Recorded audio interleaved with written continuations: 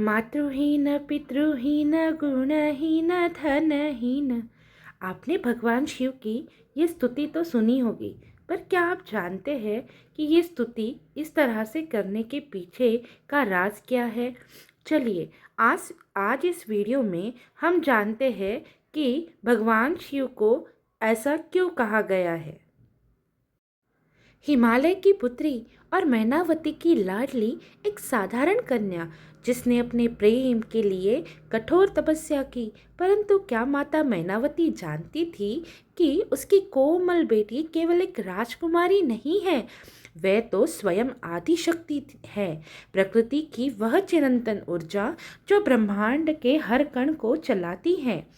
वे थी जगत जननी जो अपने भीतर संपूर्ण सृष्टि को समाये रखती है। उनका तप, उनका प्रेम और उनका विवाह यह कोई साधारण घटना नहीं है, बल्कि उस परम शक्ति का खेल है जिसने शिव को वैराग्य से निकालकर गृहस्थ बनाया और संसार को संतुलन दिया। माता पार्वती ने कठोर तपस्या की थी ताकि वे भगवान शिव को अपने पति के रूप में प्राप्त कर सके।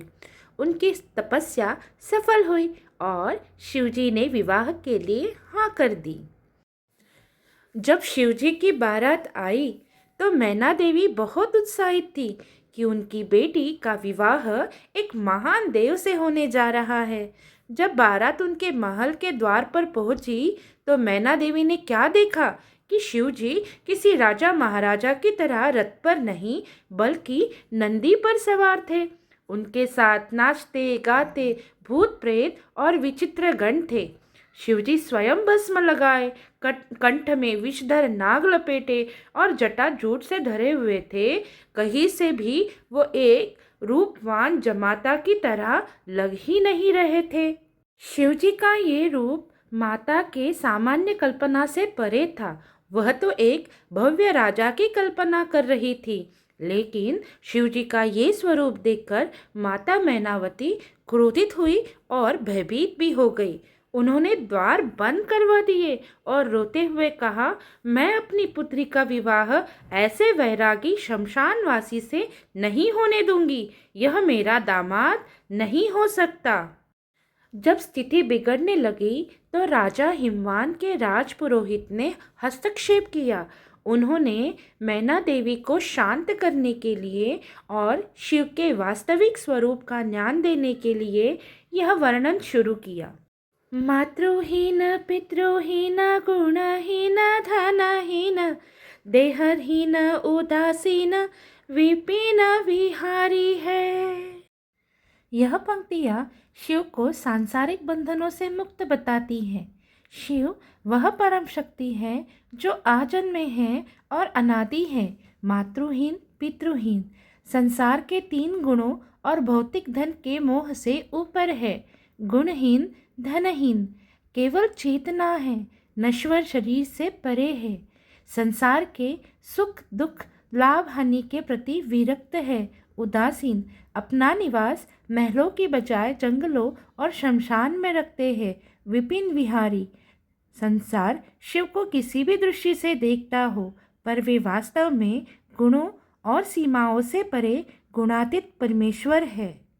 शीश गंग भाल चंद्र नेत्र लाल कंठ व्याल भस्म युक्त नग्न तन जटा जूट धारी है। यह पंक्तियाँ शिव के बाहरी शक्तिशाली और रहस्यमय रूप का वर्णन करती है।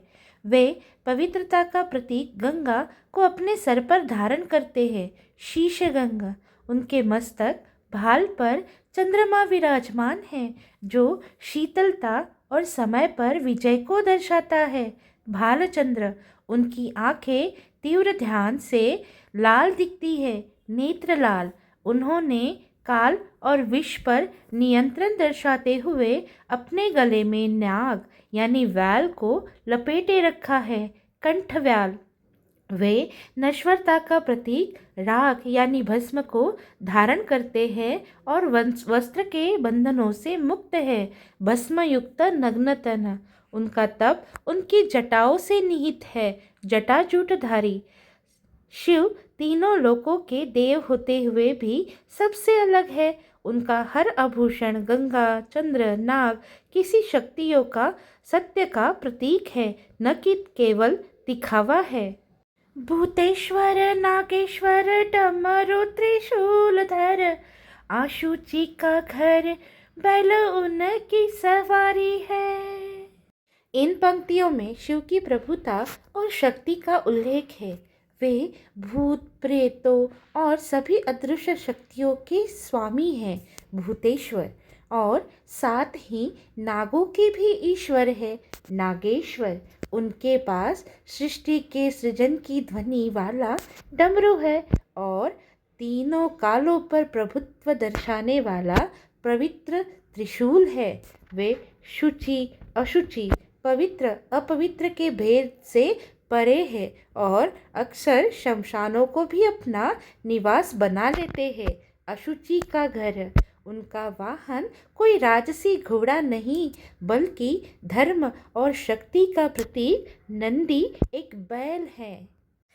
सत्यम शिवम सुंदरम उसे कहे वेद, कन्या का तुम्हारी वही शिव अधिकारी है। यह अंतिम चरण बताता है कि 4 वेद भी उन्हें सत्यम, अटल सत्य, शिवम, परम कल्याणकारी, और सुंदरम, परम सौंदर्य और आनंदमयी कहते हैं। राजपुरोहित मैनावती को समझाते हैं कि हे देवी, सांसारिक मापदंडों को भूल जाइए। आपकी पुत्री जो स्वयं आदि शक्ति है, उनके लिए यह परमेश्वर शिव ही एकमात्र योग्य वर है। ये स्तुति क्यों गाई गई? राजपुरोहित ने मैना देवी को समझाया कि जिसे आप एक साधारण वर समझ रही हैं, वे वास्तव में इस सृष्टि के नियम कायदों से परे है। उद्देश्य था मैना देवी को समझाना कि शिव को सांसारिक दृष्टि से मत देखो।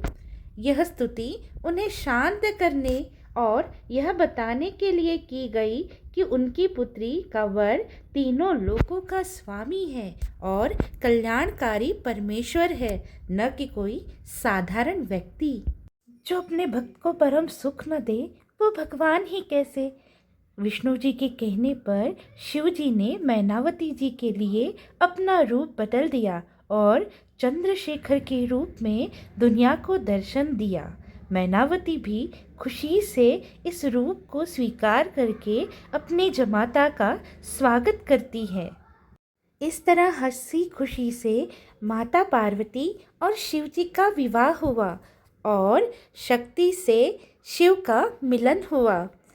आधे अधूरे शिव पूरे हो गए और संसार को एक महापवित्र रात मिली, जिसको कहा जाता है महाशिवरात्रि। हर हर महादेव। महादेव की कृपा आप सब पर बनी रहे। शिव और शक्ति की कृपा से आपका जीवन हमेशा सुखमय रहे।